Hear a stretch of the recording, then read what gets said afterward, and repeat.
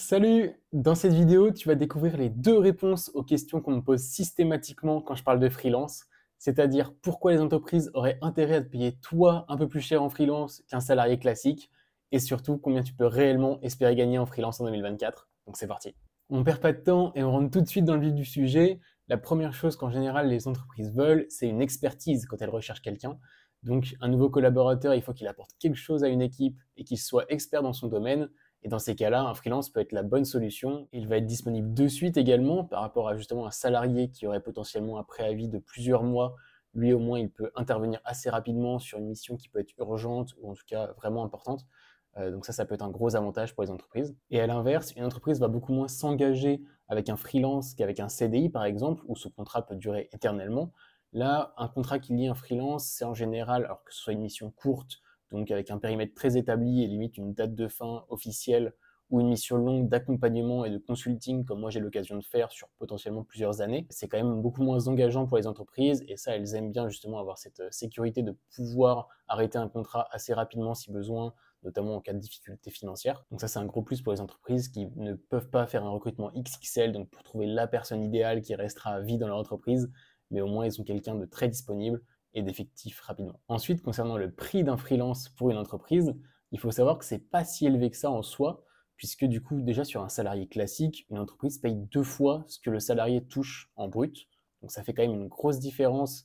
Et donc en soi, quand tu regardes par rapport au prix d'un freelance, c'est pas si conséquent que ça. Tu payes, comme on disait, du coup, l'expertise, la disponibilité rapidement et la précarité de la fin de mission potentielle. Mais en soi, c'est vraiment pas si éloigné de ça. Et il y a aussi quelque chose que j'ai découvert ces dernières années, du coup, en travaillant dans des missions longues, dans des grosses structures bien établies, c'est qu'en fait, ces boîtes-là, elles ont trop d'argent, tout simplement. Il y a des boîtes qui ont trop d'argent, et ça, on s'en rend compte que en tant qu'acteur B2B, donc en travaillant dans ces sociétés-là, ou enfin, en tant que collaborateur de ces sociétés-là. Et c'est quelque chose de très opaque, du coup, pour les salariés, mais il y a vraiment des montants en salaire, en matériel, ou même surtout en logiciel, qui sont colossaux. Notamment, enfin, moi, j'ai des exemples assez fous de logiciels où on a 3 fois des logiciels différents pour le même usage. Donc littéralement, on n'en utilise qu'un seul vu que les 3 autres font la même chose. Là, par exemple, chez mon client actuel, il y a un outil, on a appris le prix hier, c'est de 750 000 euros par an, dont on est l'équipe un peu responsable. Nous sommes 4 et on l'utilise presque pas. Donc c'est quand même assez fou de se dire ça. Et c'est quand même rassurant aussi, surtout en tant que freelance, de se dire que s'il y a des dépenses, il y a quand même des choses à couper avant nous en tant que consultant.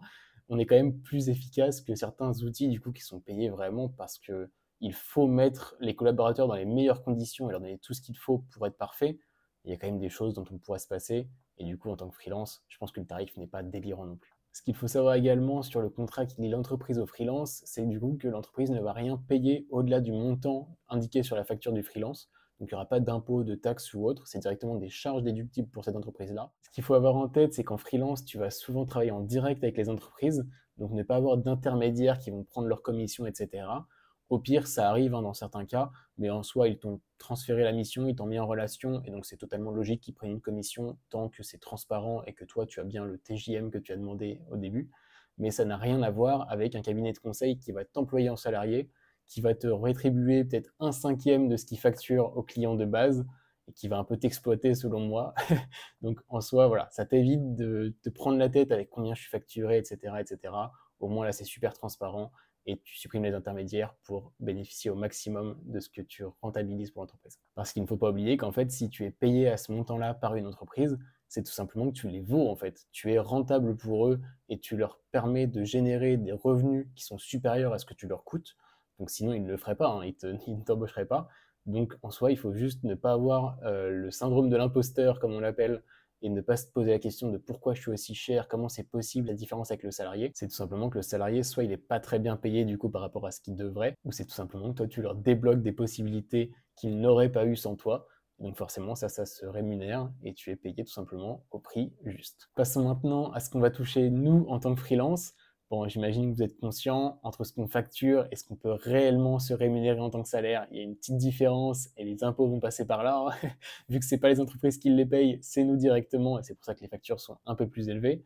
Mais honnêtement, du coup, les impôts, donc moi je suis en société depuis cette année, et donc là, ça commence à faire un peu mal, c'est de l'ordre de 50%, tout simplement, impôts plus cotisation, c'est la moitié de ton chiffre d'affaires qui part. Mais en auto-entrepreneur, qui est le statut que je recommande ultra fortement pour se lancer et même pour plusieurs années derrière, tu as une fiscalité quand même super avantageuse et notamment tu as des avantages que tu peux avoir dès l'entrée, dès la création de ton statut en fonction de ton âge, de ta situation, si tu es handicapé ou non, il y a aussi des choses qui rentrent en compte, ou tes revenus précédents, s'ils ne sont pas trop élevés par exemple, tu peux avoir des aides qui s'additionnent et qui deviennent super avantageuses. Donc je pense que j'en ferai une vidéo dédiée parce que là, j'ai pas envie de rentrer dans la fiscalité tout de suite, sinon on va totalement se perdre. Et donc je pense que la prochaine vidéo, donc la semaine prochaine, ce sera dédié à toute la fiscalité et tu auras toutes les infos du coup à la fois sur l'argent que tu vas gagner et la fiscalité qui rentre en jeu. Tu auras toutes les infos pour savoir combien tu peux réellement gagner. Mais en tout cas, sur cette histoire d'auto-entrepreneur, c'est quand même assez avantageux. Tu perds minimum 25% au global de ce que tu factures et au maximum une quarantaine ou cinquantaine de pourcents. Mais ça reste vraiment assez avantageux et dans tous les cas, tu verras que comparé à un salarié, ça n'a rien à voir. Concernant l'argent que vous pouvez générer, vous imaginez bien que c'est ultra complexe, il y a plein de paramètres qui rentrent en compte, que ce soit votre activité, votre expertise, le temps que vous pouvez attribuer à cette activité, etc. Donc forcément, c'est dur à dire que toi ou toi, tu vas toucher tant. Je ne veux pas non plus m'engager sur des montants, ça c'est assez clair que je ne peux pas garantir quoi que ce soit. Mais j'en profite pour te dire que j'ai créé un Google Sheet spécialement pour t'aider à y voir plus clair là-dessus. Donc il y aura à la fois tous les TJM, donc les tarifs journaliers que tu peux facturer en freelance en fonction de ton activité et ton expertise. Donc ça au moins c'est un tableau ultra simple, tu peux facilement t'y retrouver. Et à la fois un simulateur que tu retrouveras directement sur la même page et qui te permettra d'aller étudier en profondeur du coup des données dédiées à toi et à ton profil. Donc tu pourras renseigner toi-même du coup le temps de travail que tu voudrais y allouer. Est-ce que ce serait du temps plein ou du temps partiel ou juste un petit job en plus si tu es étudiant ou autre, tu veux faire un peu de montage, un peu de graphisme et tu vas dédier par exemple un jour par semaine à cette activité-là. Tu peux renseigner tout ça et ça va te faire des petits calculs, prendre en compte ton imposition et du coup ta fiscalité selon les petits avantages que j'ai mentionnés. Tu pourras déterminer si oui ou non tu y auras le droit et donc quel revenu final ça peut te donner. Donc je te mets le lien directement en description, donc ce sera le premier lien, au moins tu ne peux pas le rater. Et en tout cas, je sais que pas mal de proches l'ont déjà utilisé et ça leur a beaucoup servi, donc je vous le mets à disposition gratuitement et en espérant que ça puisse vous servir au maximum. Mais je vais quand même vous parler de mon cas personnel pour que vous puissiez quand même avoir un exemple et vous identifier à tout ça. Moi, donc j'ai commencé directement après mon école d'ingénieur, donc j'avais pour seule expérience pro des stages que j'avais fait durant ces études-là et j'ai réussi à trouver une mission à 350 € d'entrée de jeu. Donc ça m'allait très bien, mais en fait j'étais en dessous du marché. Donc c'était une mission longue qui a duré 1 an et demi au global. Et à la fin de cette mission, j'étais quand même à 500 € par jour. Donc j'avais réussi à passer de 350 à 500. Comme quoi les augmentations peuvent quand même aller assez vite, tout simplement quand vous apportez de la valeur à votre client. Et donc avec ces 500 € par jour, en facturant potentiellement 20 jours travaillés par mois, j'arrivais à une facture de 10 000 €. Et donc, en enlevant les cotisations et les impôts, j'avais plus ou moins 7 500 € net par mois, alors qu'en salarié, j'aurais peut-être été à 2 500, quelque chose comme ça. Et donc là, ça faisait vraiment la différence. En tout cas, du coup, maintenant, je suis passé à 600 €. Donc, je suis à 600 depuis une année, on va dire, donc 4 ans d'expérience. Et 600 €, c'est le tarif un peu classique à mon stade d'expérience en tant que web analyste, du coup. Et j'ai pas mal de gens autour de moi, donc on est sur Paris, donc forcément, ça aide un peu pour les tarifs. Mais pas mal de proches ont à peu près ces tarifs-là, même en tant que développeur ou que data scientist, ce genre de choses. Donc, c'est quand même un petit peu les prix qui se pratiquent. Voilà pour cette vidéo. Si elle t'a plu, je t'invite à mettre un petit like. Tu connais la chanson, ça m'aide beaucoup. Et nous, on se retrouve la semaine prochaine pour une vidéo spécialement sur l'imposition, donc tout ce qu'il faut savoir sur la fiscalité, la CFE qui est souvent oubliée et toutes les petites dépenses annexes que doit faire un freelance du coup. Donc au moins, vous aurez toutes les infos là-dessus. Donc si ce n'est pas le cas, évidemment, je t'invite à t'abonner pour ne surtout pas la rater. Et nous, on se dit à la semaine prochaine. Salut!